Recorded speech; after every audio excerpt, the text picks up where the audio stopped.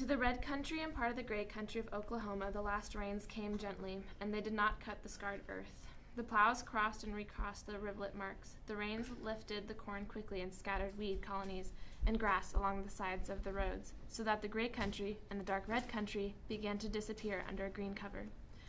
In the last part of May, the sky grew pale, and the clouds that had hung in high puffs for so long in the spring were dissipated. The sun flared down on the growing corn day after day, until a line of brown spread along the edge of each green bayonet.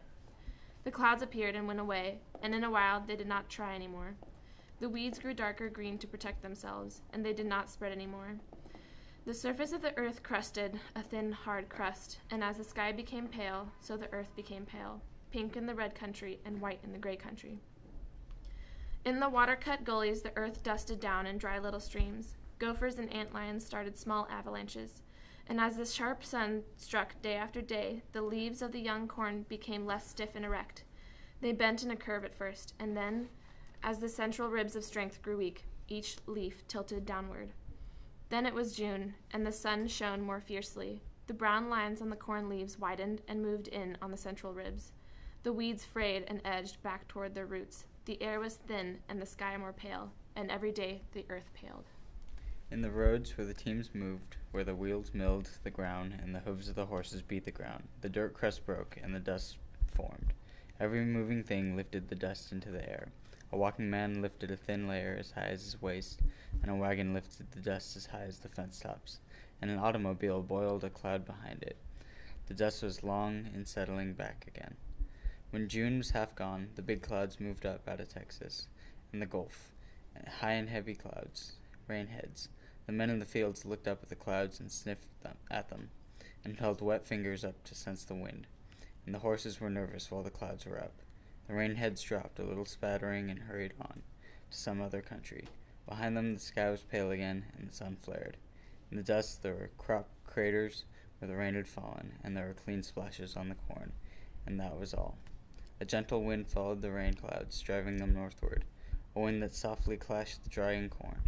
A day went by, and the wind increased, steady, unbroken by gusts.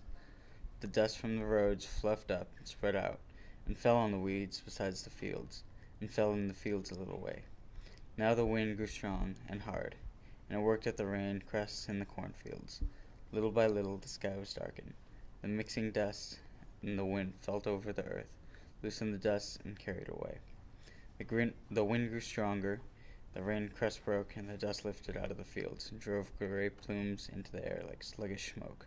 Corn threshed in the wind and made a dry rushing sound. The finest dust did not settle back to earth now, but disappeared into a darkening sky. The wind grew stronger, whisked under stones, carried up straws and old leaves and even little clods, marking its course as it sailed across the fields. The air and the sky darkened, and through them the sun shone redly, and there was a raw sting in the air. During a night the wind raced faster over the land, dug cunningly among the rootless of the corn. The corn fought in the wind with its weakened leaves until the roots were freed by the prying wind, and then each stalk settled wearily sideways towards the earth and pointed the direction of the wind. The dawn came, but no day. In the gray sky a red sun appeared, a dim red circle that gave a little light, like dusk, and as the day advanced the dust slipped back towards darkness, and the wind cried and whimpered over the fallen corn. Men and women huddled in their houses, and they tied handkerchiefs over their noses when they went out and wore goggles to protect their eyes. When the night came again, it was a black night, for the stars could not pierce the dust to get down, and the window lights could not even spread beyond their own yards. Now the dust was evenly mixed with the air, an emulsion of dust and air. Houses were shut tight, and cloth wedged around doors and windows, but the dust came in so thinly that it could not be seen in the air, and it settled like pollen on the chairs and tables, on the dishes. The people brushed it from their shoulders. Little lines of dust lay on the door-sills. In the middle of that night the wind passed on and left the land quiet. The dust-filled air muffled sound more completely than fog does. The people lying in their beds heard the wind stop. They awakened when the rushing wind was gone. They lay quietly and listened deep into the stillness. Then the roosters crowed and their voices were muffled, and the people stirred restlessly in their beds and wanted the morning. They knew it would take a long time for the dust to settle out of the air. In the morning the dust hung like fog, and the sun was as red as ripe new blood. All day the dust sifted down from the sky, and the next day it sifted down. It even blanketed covered the earth. It settled on the corn, piled up on the tops of the fences, posts, piled up on the wires. It settled on roofs, blanketed the weeds and trees. The people came out of their houses and smelled the hot, stinging air and covered their noses from it. And the children came out of the houses, but they did not run or shout as they would have done after a rain. Men stood by their fences and looked at the ruined corn, drying fast now, only a little green showing through the film of dust. The men were silent, and they did not move often. And the women came out of their houses to stand beside their men, to feel whether this time the men would break. The women studied the men's faces secretly, for the corn could go, as long as something else remained. The children stood nearby, drawing figures in the dust with bare toes, and the children sent exploring senses out to see whether men and women would break. The children peeked at the faces of the men and women, and then drew careful lines in the dust with their toes. Horses came to watering troughs and nuzzled the water to clear the surface dust.